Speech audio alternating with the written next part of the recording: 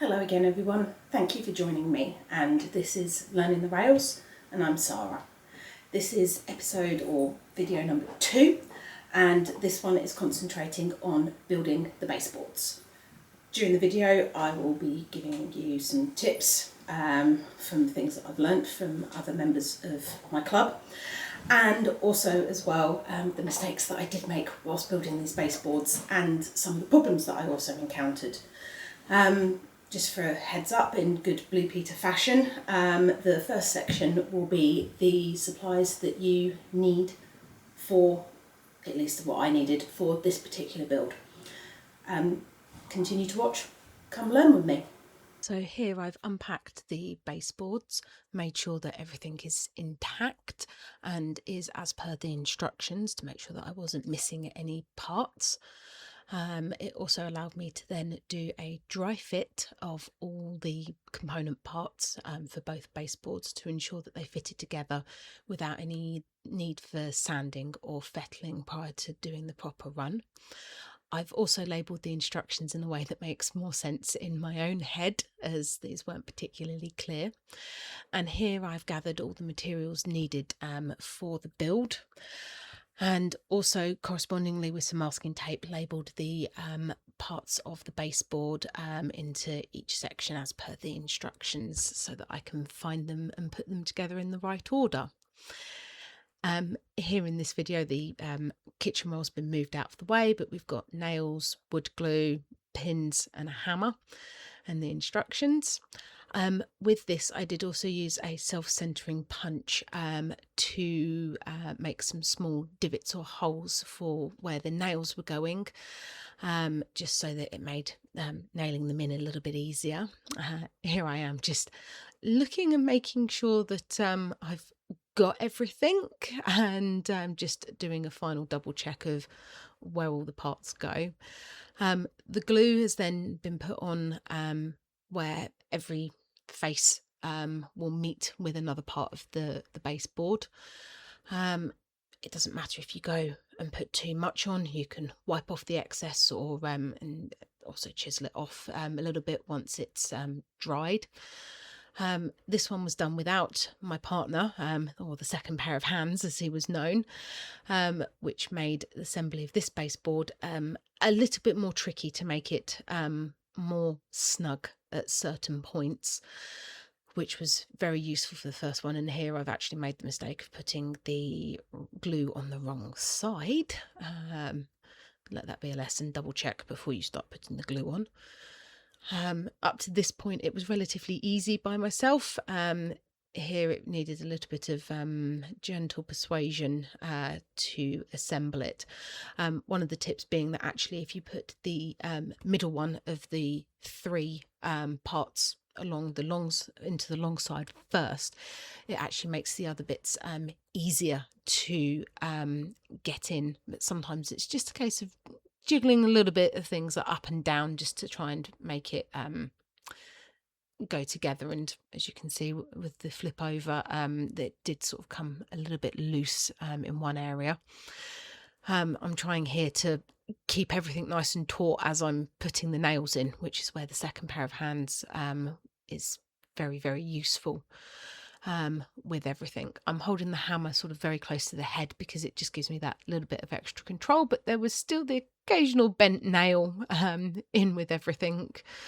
It also does help if you're not sort of stretching to nail anything in, as coming up that is certainly where one mistake happened, trying to stretch and there, as you can see, bent a nail, and it's because I was leaning and stretching at the same time. It just didn't quite go. This video is sped up. Nobody needs to be watching me for upwards of half an hour trying to struggle and put a baseboard together with everything. They're actually really very light to manoeuvre around. You can glue them or pin them. I just did both for what's known as a belt and braces approach, and this was what was recommended and done with a recent set of baseboard builds at my club. And so I thought, well, if I'm having 2 or 3 experienced people saying that's the best way to do it, I'm not going to argue with experienced people who've built baseboards before. No point reinventing the wheel to do this. If it's been tried and tested before, then certainly go with it. Yeah, the last sort of couple of sections were easier to do because it was easier to upend and nail in.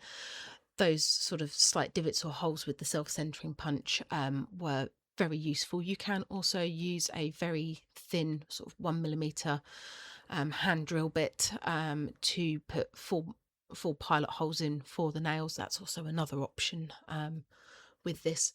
I did not have the luxury of being able to do that, so I didn't with this. And there we go. That brings us to the end of that one.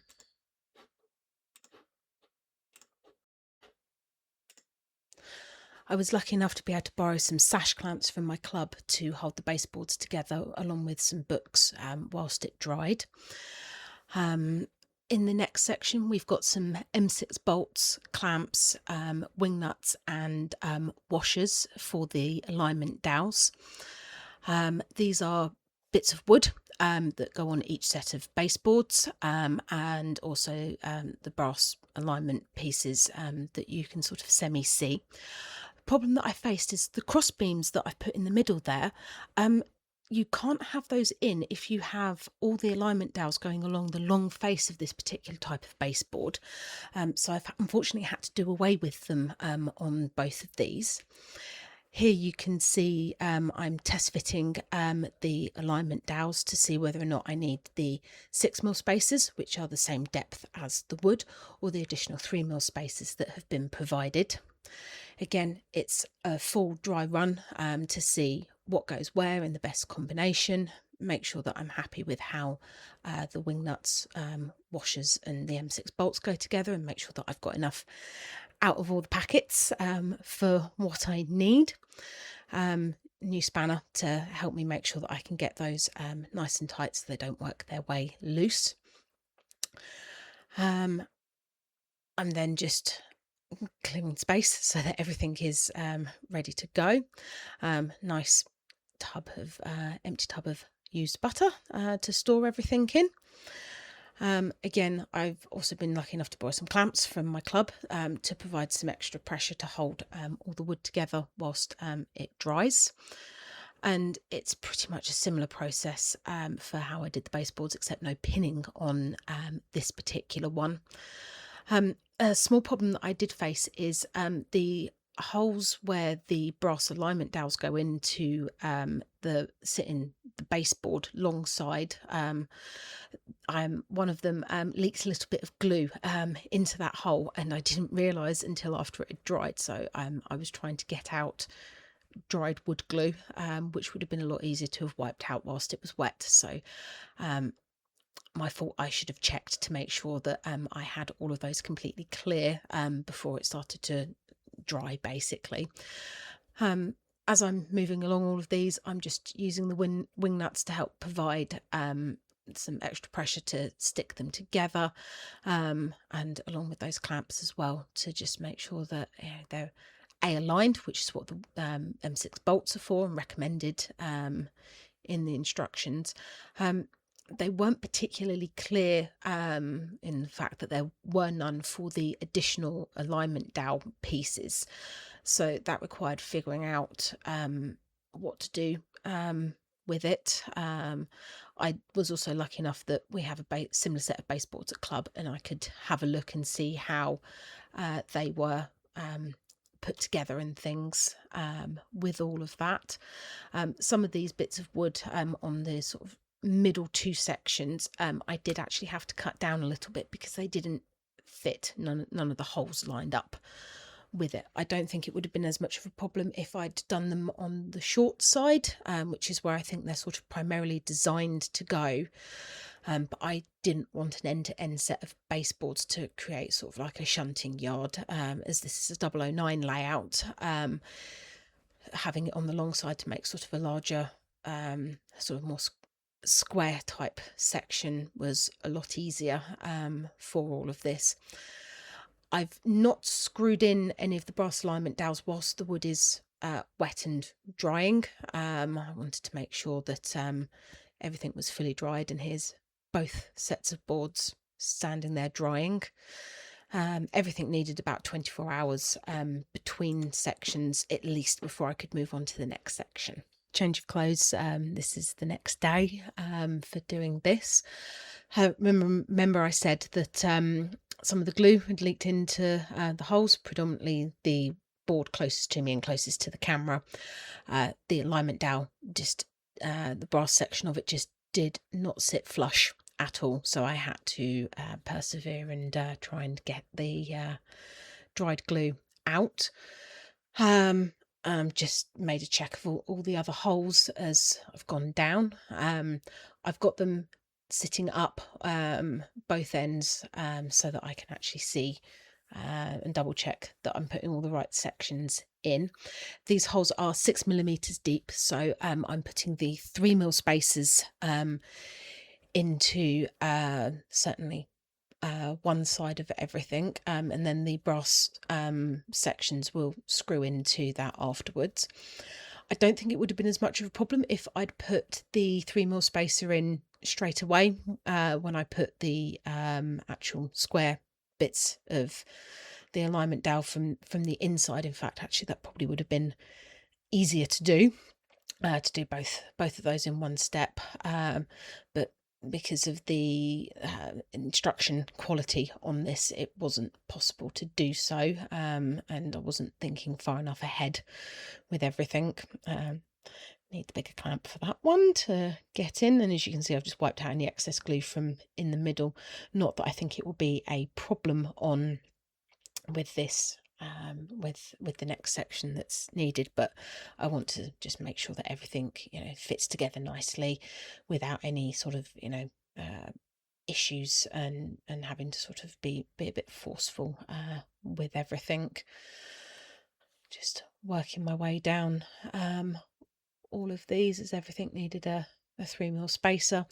Again, everything was dry test fitted to make sure that I was putting all the correct bits in before gluing. Age-old adage, measure twice, cut once, or test fit twice, glue once. Just wanting to make this as good as I can. Another day, another change of clothes. This is screwing in the 8 brass alignment dowels on this particular section. I've alternated them, so it's the nub then the flat, just to make sure that I can get nice alignment. I've also just checked to make sure that there's no glue before we go ahead with putting any of the screws in. Was lucky enough that the screws were provided for these ones. One of the club members said, wish that had been provided with the baseboards that we had. So he had to go and source them himself. With these, I'm just making sure again that everything fits, everything's still flush, doesn't need any final fettling.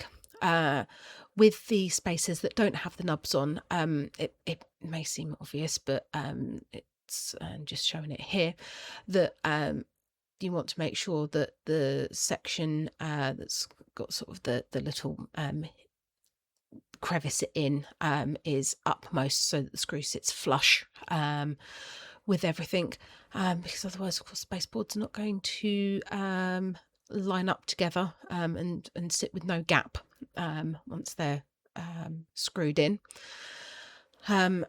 With this, it's a simple case of 3 screws per every brass dowel, and I'm also supporting, once I've got it going, the wood on the other side, just to make sure that I don't accidentally push the wood out at all. Unfortunately, I have a shoulder injury, so this looks a little bit more cack-handed and odd and slower than it probably would be for certainly my partner, who seems to be very handy with a screwdriver. Just wanted to make sure that I didn't do any further damage to anything, as I'm going along with this. It won't get too boring. I haven't videoed myself doing all 8 of them. Nobody needs to sit here and watch that. Everything at the moment is still sitting on the cardboard packaging that it came in, just to help protect everything during the building stages of everything. And as we move along, I've got to the final section, final one screwed in, and now just putting both the baseboards together to make sure that they do actually attach properly as they should do. Again, I said they're nice and light, which is always a good thing. They didn't sit fully flat because I didn't have them either fully on the floor or fully on the cardboard at this point, so it did create a little bit of a gap. This will disappear as well once A, they're on legs, and B, the M6 bolts and everything are holding it all together quite nicely. So there we are, 2 baseboards fully assembled and ready to go. Thank you everybody if you've made it to the end of this video. I hope you have enjoyed it and seen some of the mistakes that I have made during this. Not massively critical ones, but just some annoying ones that could have possibly been prevented. If you have enjoyed this video, thank you very much. Please do give me a like, subscribe, follow me on Facebook, and I look forward to seeing you in the next video, which will be either legs or potentially dealing with the cork for covering the baseboards, or potentially a combination of both. But in the meantime, thank you very much, and goodbye.